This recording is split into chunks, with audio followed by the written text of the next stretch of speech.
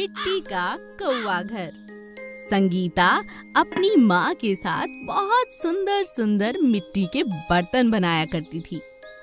उसे पक्षियों से बहुत लगाव था। उसके घर के आंगन में एक कौवा हर रोज सुबह आकर बैठ जाता।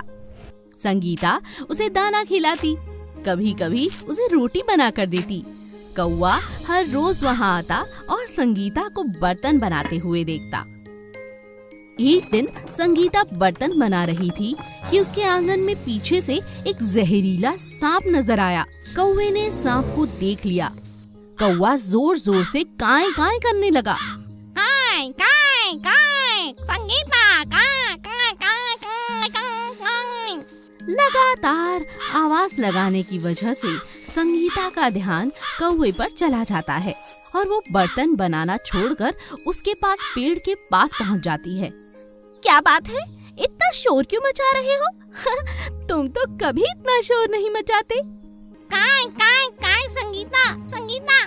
कुछ कहना चाह रहे हो? अच्छा, पानी पीना होगा, मैं अभी लाती हूँ। संगीता जैसे ही पानी लेने के लिए पीछे मुड़ती है, अपने पीछे जहरीला और लंबा सांप देखकर शोर मचाती है। उसका शोर सुनकर पड़ोस वाले काका आ जाते हैं और सांप को वहाँ से भगा देते हैं। हाय राम, आज तो मेरे जान ले लेता ये सांप। अरे कौवे, तुमने मेरी जान बचाई। अरे वाह, अब तो हम दोस्त हुए। काएं काएं काएं। कौवा बहुत खुश था। उसने नई दोस्ती जो कर ली थी और अपनी दोस्त की जान जो बचा ली थी। अब अगले दिन से संगीता ने बढ़िया सा एक मिट्टी का घर बनाकर कौवे को दिखाया। ये देख, मैं ये तेरे लिए बना रही हूँ और फिर तू इसी घर में रहना। अपने परिवार को भी यहीं ले आना, मेरे साथ रहना और खाने पीने की चिंता तो जरा भी मत करना। जब भी रोटी बनाऊंगी 2 रोटियां तुम्हारे लिए जरूर बनाऊंगी। बोलो, क्या कहते हो? काएं काएं काएं। कौवा इशारा करता है और संगीता की बात पर हामी भर देता है।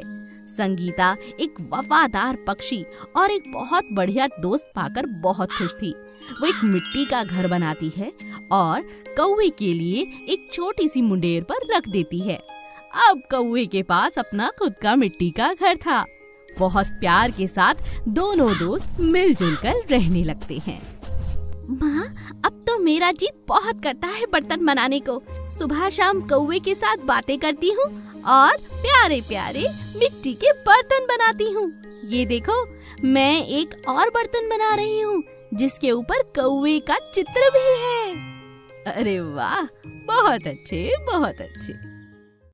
जंगल में रहने वाली काली भैंस, जिसे सब शालू कहा करते थे, बहुत खूंखार थी। उसे हर समय बहुत गुस्सा आया रहता था और चलते फिरते हर किसी जानवर को ठोकर से गिरा दिया करती थी। उसे लोगों को चोट पहुंचाने में बहुत मजा आता था। हाँ, कैसे चल रहे हो? हटो यहाँ मेरे रास्ते से। भैंस का ये गुस्सा देखकर जंगल के जानवर इधर उधर भागने लगते थे।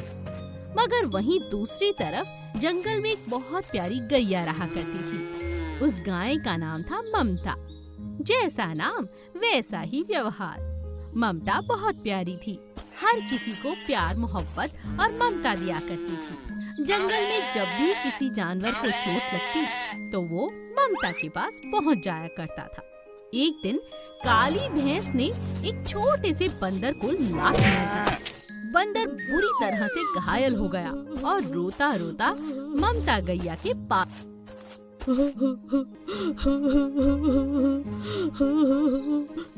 अरे, तुम रो क्यों रहे हो? क्या बताऊं, वो शालू भैंस ने चलते चलते मुझे ठोकर मारी। मैंने तो उसे कुछ भी नहीं कहा था।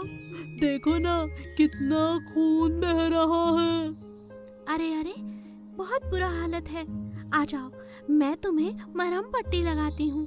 गैया उसके जख्म पर मरहम पट्टी लगाती है और उसे दूध पिलाती है। साथ में 2 केले खाने के लिए देती है। बेचारा बंदर भूख से तड़प रहा था। उसने तुरंत दूध पिया और केले खाकर बोला, अगर तुम ना होती तो मेरा क्या होता। ये शालू भैंस बहुत बुरी है। भगवान इसे एक दिन सजा जरूर देगा। और इसी तरह आए दिन भैंस के मारे जाने के कारण कोई ना कोई ममता के पास आता ही रहता था। तेज तूफान आने के कारण भैंस का अपना बच्चा एक पेड़ के नीचे आ जाता है और उसकी टांग फट जाती है। वो जोर जोर से कराहने लगता है, बचाओ बचाओ, माँ माँ। अरे मेरा बच्चा, क्या हुआ तुझे?